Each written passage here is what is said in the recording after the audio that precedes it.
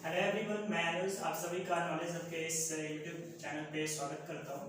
तो मैं बता दूं कि आज मैं जो पढ़ाने वाला हूं क्लास 10th एनसीईआरटी बुक्स का पॉलिनोमियल चैप्टर का इंट्रोडक्शन है। ठीक है, तो फर्स्ट डे मैं आपको बताऊंगा कि पॉलिनोमियल एक्चुअल होता क्या है, कैसे स्टेटमेंट को पॉलिनोमियल बोल सकते हैं और कैसे स्टेटमेंट को नहीं बोल सकते हैं। फिर उसका जीरो क्या होता है, that means zeros of the polynomial क्या है, कैसे फाइंड करते हैं, कैसे हम किसी पॉलिनोमियल्स की वैल्यू फाइंड करते हैं, वो हम बताने वाले हैं। ठीक है, तो फर्स्ट आते हैं an expression of the form px equal to a0 a1x plus a2x square dot dot an xn where an is not equal to 0 is called the polynomial in x of degree n, right? तो यहाँ पर a is not equal to an is not equal to 0, इसका मतलब ये हुआ कि an की value कभी भी हम 0 नहीं ले सकते हैं, राइट? और ये जब भी होगा ए एन की वैल्यू या ए की कोई भी वैल्यू वो हमेशा रियल नंबर होगा। ठीक है, राइट? दूसरा चीज इसमें आता है क्या कि x के पावर कोई भी पावर जा रहा है, x के पावर जो n आ रहा है, ये n हमेशा क्या होगा, n हमेशा क्या होगा, n होगा एक नॉन नेगेटिव इंटीजर होगा, राइट? नॉन नेगेटिव इंटीजर होगा। दैट मीन्स इस स्टेटमेंट का मतलब हुआ क्या कि x n, that means n कभी भी -1 या 1/2 ऐसा नहीं हो सकता है, राइट? तो अब आगे बात करते हैं इस स्टेटमेंट की, कौन सा स्टेटमेंट पॉलिनोमियल नहीं हो सकता है, कौन सा एक्सप्रेशन पॉलिनोमियल नहीं हो सकता है, इस पे बात करेंगे, राइट? तो अब बात करते हैं कि रूट अंडर एक्स, मैंने एक एग्जांपल लिया है, root under x plus 3, root under x plus 3 क्यों नहीं ले सकते हैं, राइट? तो एक्चुअली में जब रूट हम रिमूव करते हैं तो x टू दी पावर 1/2 आता है, और ये मैंने अभी तुरंत बोला x के पावर क्या होगा, हमेशा नॉन नेगेटिव इंटीजर होगा, और इंटीजर फ्रैक्शन वाले पोर्शन को नहीं बोलते, तो ये संभव नहीं है।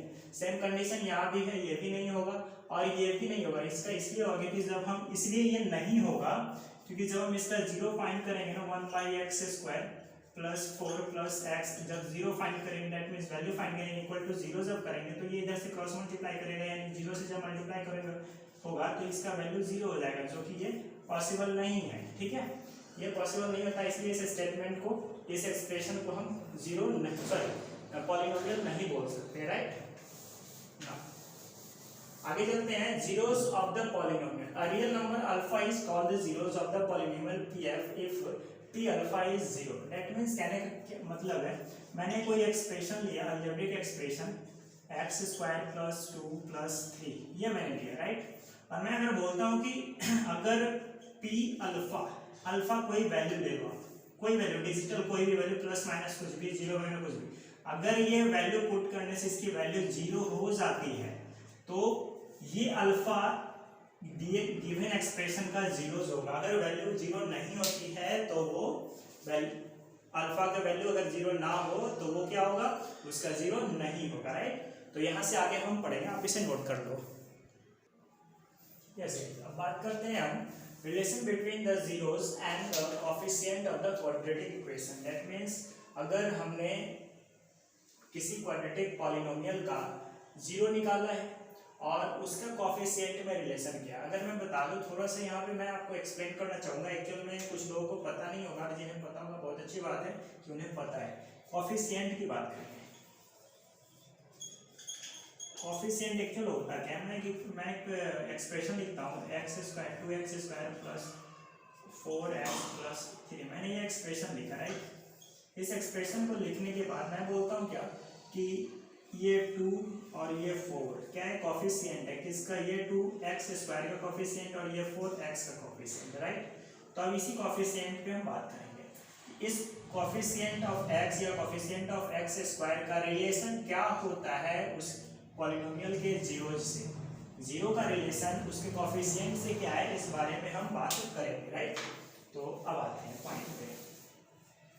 तो जब when we add the zeros means एक first one alpha and second one is beta, right? Any number it will be, तो first zero is alpha and second is beta, then if we add them alpha plus beta, मैंने इधर लिखा भी है alpha plus beta, अगर मैं करूँ तो इसकी जो वैल्यू आएगी अल्फा प्लस बीटा की minus coefficient of x by coefficient of x square, that means मैं मानता हूँ x square plus 3x plus 4, इसकी फर्स्ट जो जीरो है, फर्स्ट जीरो क्या है वो अल्फा है, और सेकेंड जीरो क्या है, दैट मीन्स वो बीटा है।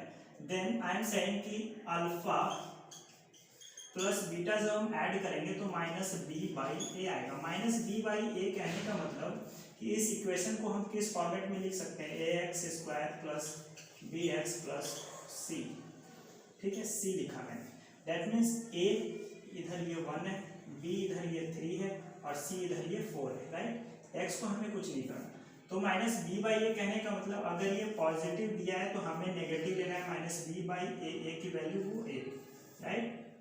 सेम चीज रहेगा सम ऑफ जीरोस के लिए, राइट। तो आगे चलते हैं, प्रोडक्ट ऑफ जीरोस पे क्या है, प्रोडक्ट ऑफ जीरोस है कांस्टेंट टर्म है कोएफिशिएंट ऑफ एक्स स्क्वायर, फिर से उसी पॉलिनोमियल को लेते हैं, x square plus 3x plus 4, तो constant term is 4 by coefficient of x square, that means इसका कोएफिशिएंट 1, राइट। तो हमें क्या प्रोडक्ट जब निकालना होगा, अल्फा इंटू बीटा जब करना होगा तो क्या होगा, c by a, that means constant term by coefficient of x square. इसमें नेगेटिव टर्म नहीं होता, देख लो मैंने ये लिखा है, यहाँ कहीं भी नेगेटिव, जहाँ नेगेटिव लेना है उस पर ध्यान रखना, वो सम ऑफ जीरोस में लेते हैं, राइट। तो ये रहा हमारा क्या है, relation between coefficient and zeros of the polynomial, right. अब चलते हैं आगे। अब एक्सरसाइज में आपको मिलेगा क्या कि कोई क्वाड्रेटिक पॉलिनोमियल का जीरो अल्फा और बीटा है, राइट, कि उस पॉलिनोमियल का जीरो गिवन है, अल्फा और बीटा है। आपको बोलेगा क्वेश्चन में कि you have to find the quadratic polynomial whose zeros are alpha and beta. तब हमारे पास क्वाड्रेटिक इक्वेशन मतलब पॉलिनोमियल को निकालने का एक तरीका आता है, वो बताता है क्या कि x square minus sum of the zeros, that means alpha plus beta into x plus product of the zero, that means it means alpha into beta। अगर हम इसे इस तरीके से इस फॉर्मूले पे पुट करें अल्फा सम ऑफ जीरो और प्रोडक्ट ऑफ जीरो को, तो हमें जो पॉलिनोमियल px मिलेगा वही हमारा आंसर होगा क्वेश्चन का, राइट। तो ये आज का क्वाड्रेटिक पॉलिनोमियल का ये रहा। जब हम इसे बात करेंगे क्यूबिक पॉलिनोमियल पे, क्यूबिक पॉलिनोमियल पे भी कुछ ऐसा रिलेशन आएगा, वो हम उस पर बताएंगे, राइट। तो आज के लिए इतना ही, बाय बाय।